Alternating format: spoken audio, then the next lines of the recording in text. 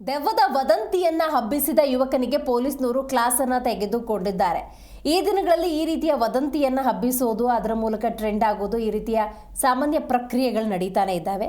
ನೋಡಿ, ಮಂಡ್ಯದ ನಾಗಮಂಗಲದ ಗೋಪಿ ಎಂಬಾತನಿಂದ ಒಂದು ವಿಡಿಯೋ ಪೋಸ್ಟ್ ಆಗುತ್ತೆ.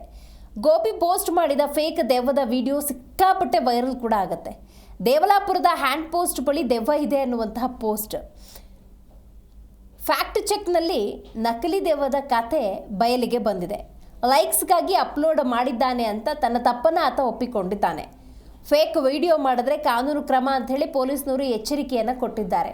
ಈ ದಿನಗಳಲ್ಲಿ ಹೇಗಾಗ್ಬಿಟ್ಟಿದೆ ಅಂತ ಹೇಳಿದ್ರೆ, ಖ್ಯಾತಿ ಬೇಕು, ಅದು ಪ್ರಖ್ಯಾತಿಯೋ ಕುಖ್ಯಾತಿಯೋ ಮ್ಯಾಟ್ರ್ ಆಗೋದಿಲ್ಲ, ಖ್ಯಾತಿಯಲ್ಲಿರಬೇಕು ಅಂತ ಹಲವರು ತಮ್ಮದೇ ಆದಂಥ ಪ್ರಯತ್ನವನ್ನು ಮಾಡ್ತಿದ್ದಾರೆ. ಅದಕ್ಕೊಂದು ಜ್ವಲಂತ ಉದಾಹರಣೆ ಇದು. ನೀವು ಆತ ಹಾಕಿರುವಂಥ ಪೋಸ್ಟನ್ನು ಗಮನಿಸ್ಬೋದು. ದೇವಲಾಪುರದ ಹ್ಯಾಂಡ್ ಪೋಸ್ಟ್ ಬಳಿ ದೆವ್ವ ಇದೆ ಅಂಥೇಳಿ ಈತ ಪೋಸ್ಟ್ ಹಾಕಿರ್ತಾನೆ. ಫ್ಯಾಕ್ಟ್ ಚೆಕ್ ಮಾಡಿದಾಗ ನಕಲಿ ದೆವ್ವದ ಕತೆ ಹೊರಗೆ ಬಂದಿದೆ.